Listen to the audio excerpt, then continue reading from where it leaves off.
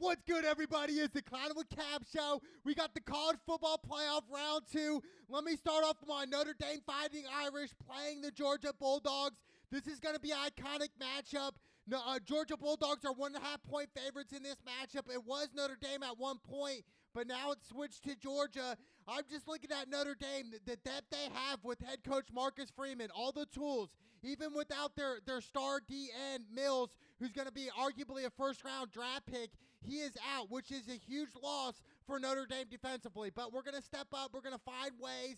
I think Notre Dame's secondary is probably the best in the country, pound for pound. It really is. And head coach Marcus Freeman is a defensive type of coach. He went to Ohio State in college. He played linebacker, so obviously he knows defense. He knows how to stop schemes, and he understands that, hey, Georgia's banged up right now. They don't have their day one starting quarterback right now, which I kind of was like, man, obviously, man, I really think they're better without Carson Beck. I mean, Carson Beck this year, he had 28 touchdowns and 12 picks, but a lot of really ill-advised interceptions.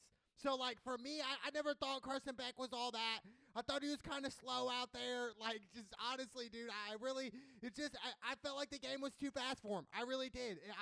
Not to, throw shade at Carson Beck whatsoever, but it was just kind of bro, I just think the game just evolved more. You know, Carson Beck plays like a 1995 quarterback, dude. The game's changed since then, bro. It's 2024, man. And I think Gunnar Stockton, man, is honestly a better fit. I really do. We haven't really seen much of Gunnar Stockton. He has no touchdowns right now. He has one interception, but he can run. We know he can run, similar to how Notre Dame does their offense as well. And I think for Notre Dame, man, I think the main thing is what Riley Leonard has to do is not throw any interceptions and really convert on the third and longs for Notre Dame. That's how you're going to beat Georgia. You're going to have to sustain drives. We're going to have them play their best defense every single time and really just wear them out. Make long drives. Every single drive Notre Dame does, we don't need to be in a hurry. Let's take our time, go down the field, eat up some clock, and then put pressure on their backup right now in Gunnar Stockton. And there's not much tape on him, but I'm telling you, it's Georgia.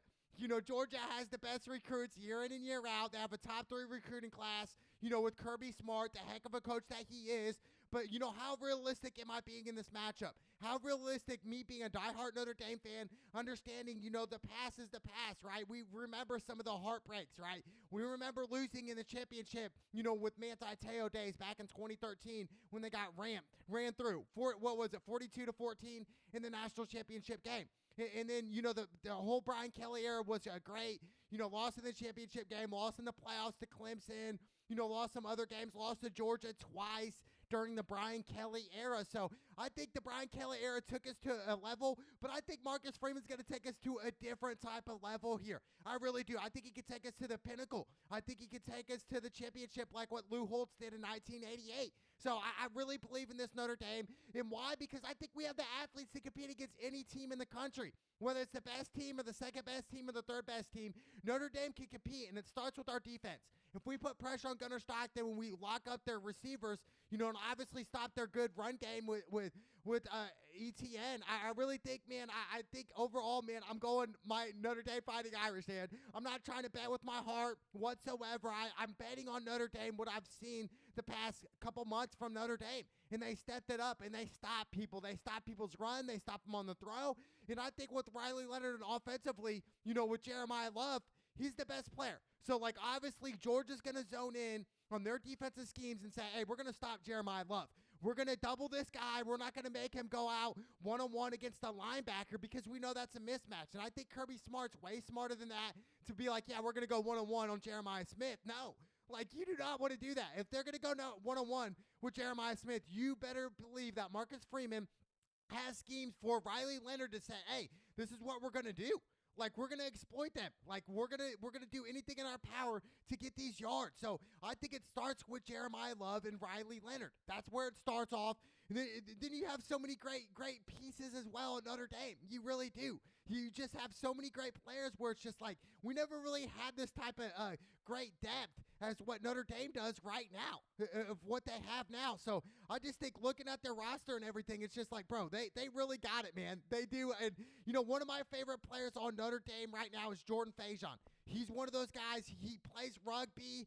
or lacrosse, I believe it is, after the football season, and then he goes into back into football season. He's only 5'10", a buck 80. He's a sophomore, dude, and I'm telling you, Jordan Faison, number 6, look out for him. I think he's one of the X factors on Notre Dame offensively. I think if he's going to get one-on-one coverage on a Georgia DB, I'm saying let's go. Jordan Faison, he's a guy that can really separate us from what we got. And then we got Collins, the transfer from Clemson. We got so many great players, but, obviously losing our key piece defensively is not good, right? We look at this guy, he's a captain. He's going to be a first-round pick. I really do believe that, man. He's one of those guys where it's like, holy cow, he gets in on all the pressure. Riley Mills, that's the guy I'm talking about, where it's like, man, we're going to have to make up a lot of ground on that. And we're talking about Georgia's offensive line, one of the best offensive lines in the country, year in and year out. Georgia just won a national championship a couple years ago. Like, dude, we're talking about the Georgia Bulldogs here. These guys are the cream of the crop, the top notch.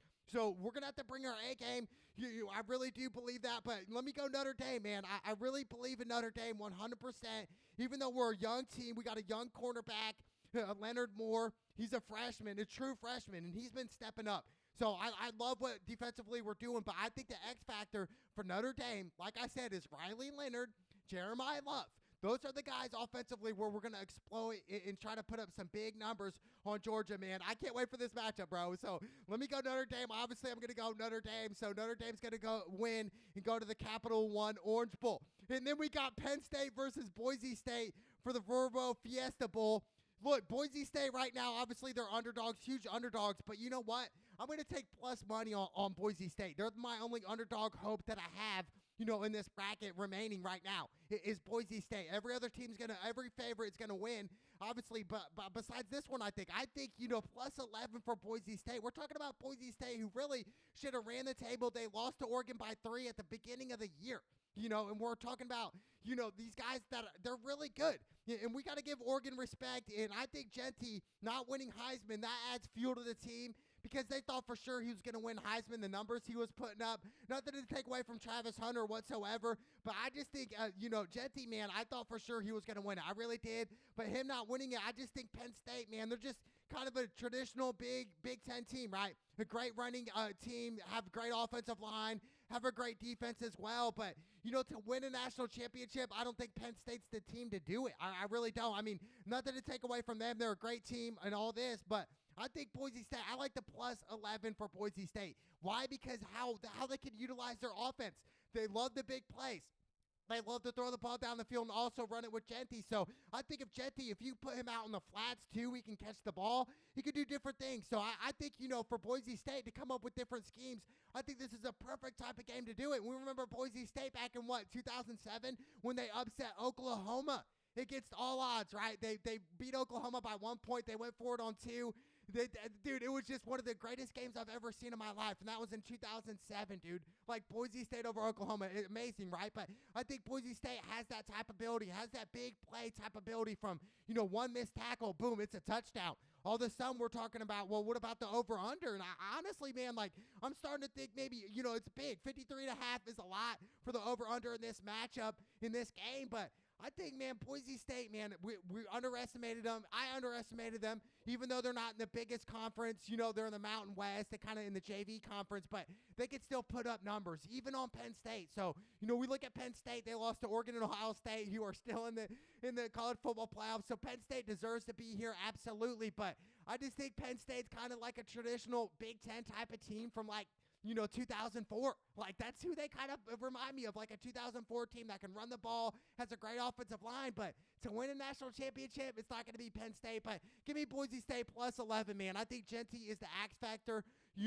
Obviously they're going to be probably doubling him the whole game and make the other players beat you, but this is going to be a good game. This is on a Saturday. This is the game, this is on a Tuesday, but I just think this game, man, this is one of those, right before 2025, this is the game. So I can't wait, man. I'd love to see Boise State upset Penn State. So this is going to be a great game. I cannot wait for this matchup, and I'm not going to be mad if I'm wrong about Boise State, but I think Boise State brings it this game, and they're going to upset them in that, and it's going to be Notre Dame versus Boise State in the Capital One Orange Bowl. And then we got the best game all weekend, the Rose Bowl, 100% the best game.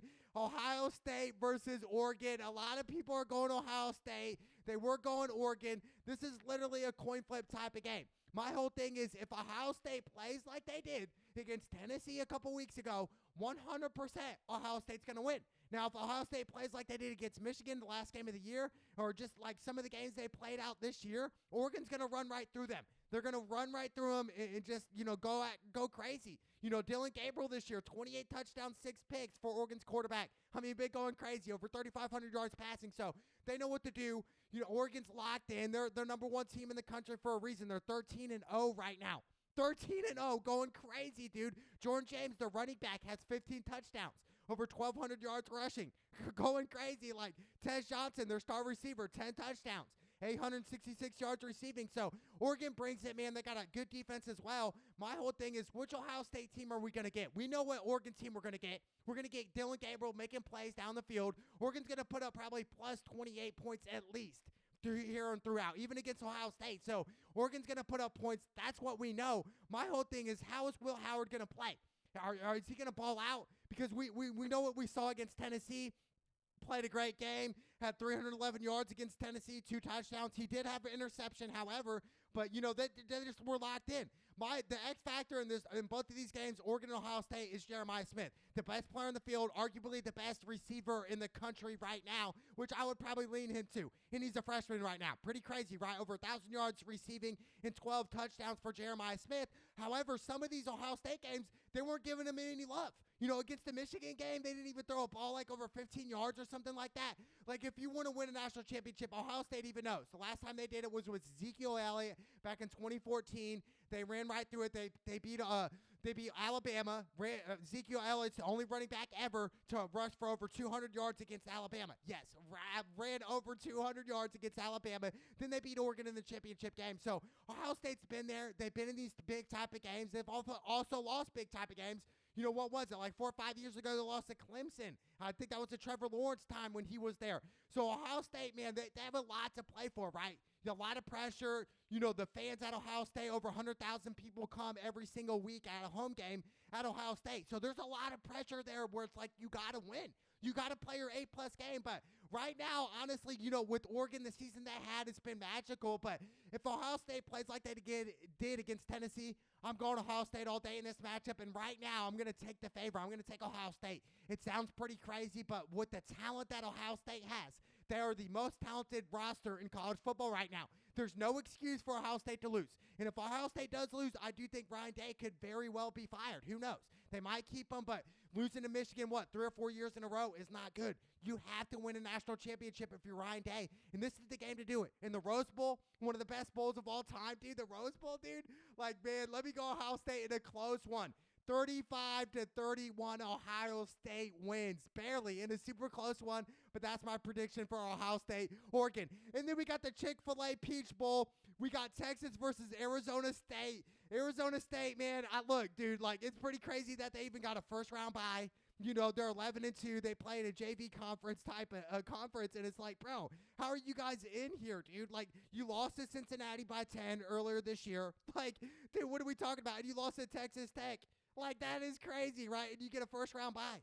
That what the heck, dude? And Texas Tech just lost their bowl game to Arkansas. So it doesn't really make sense to me, even though college football is changing for the better. The 12-team playoff is great, but I just don't like how they did the seeding. Boise State and Arizona State, bro, if they played in the SEC, bro, they wouldn't even made the playoffs. Like, let's be honest here, man. Like, Arizona State should have never got a first-round bye. I'm sorry, I'm not trying to disrespect you guys, but you should have never got a first-round bye. They should be playing Oregon right now. Arizona State should be playing Oregon. Ohio State should be playing Texas, but that's just not how it went. Obviously, I'm going heavy on Texas. Texas is 13-point favorites in this matchup, which they should be. It's going to be a massacre, bro. Arizona State's just kind of one-dimensional. They have a great run game, and that's about it. Like, let's be honest here. Like, Arizona State, bro, like, come on, dude. Like, I don't understand, bro. Like, it's crazy to me how it all worked out. But let me go Texas here. Edwards, he's nice. He's talking about maybe transferring or something for, Archie Manning, the freshman's going to come in next year. Who knows how that's going to go? I think Archie is going to get a lot of touches. He does in the red zone sometimes because he likes to run. But let me go Texas, man. Texas is going to run right through it, and it's going to be Texas, Ohio State in the Goodyear Cotton Bowl Classic, dude. That's going to be crazy. That's going to be insane, Texas, Ohio State. But, you know, the biggest game all weekend is obviously Ohio State, Oregon. That is the biggest game of the college football playoff right now. I mean, Oregon, Ohio State is literally a coin flip game. That's how close this game's going to be, and I think it's going to be the closest game. Maybe even closer than Notre Dame, Georgia. I cannot wait, man. College football's here. The playoffs are here. Round 2's here. Let me get to the All-State Sugar Bowl game, man. My Notre Dame Fighting Irish are here for a reason. It's crazy that all the love the SEC gets, right? You know, year in and year out. I'll give the SEC, yes, you guys have been at the top for a long time, but I think right now it's kind of fading away. I don't think the SEC isn't the cream of the crop anymore, where you have the NIL deals where different players, different talents going to different places now.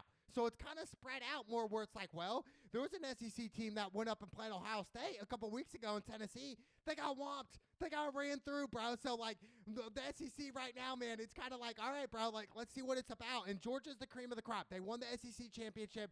They're the reason, man. In Notre Dame, man, we got to win the big game. This is the big game. And to play Indiana, to be honest, that wasn't a big game. Yeah, to Indiana fans, to everybody that's from Indiana, yeah, that's a big game. But to win a national championship to other teams, that's not a big game, bro. Like, Indiana football's never been on the map like that till Signotti got there. Sig, shout out to Sig, man. But, dude, I don't get it, man. Like, Notre Dame has to win, bro. They got to win, and I think Marcus Freeman, the leader that he is, the man that he is, man, I'm telling you, dude, he's a natural-born leader. He's got these guys fired up, and I think Notre Dame handles business here. I think Notre Dame, I know it sounds crazy, but I think they can win by 10-plus points against Georgia. I know it sounds crazy. If we lock up, obviously their second-string quarterback and make them throw, make him beat us, make him make the throws, make him make throws in double coverage, make him make the throws where don't let their running backs beat us. We already know they have great running backs, so don't let them beat us. And I think if Marcus Freeman has a great game plan here, and I think Notre Dame is going to go to new levels, new heights, man. And like I said from the beginning, that my prediction in the championship is Ohio State, Notre Dame for the national championship, and that's it, man. That's going to be great, man. Let me go Notre Dame over Georgia. I cannot wait. It's the Clouded with Cab show. Let's go!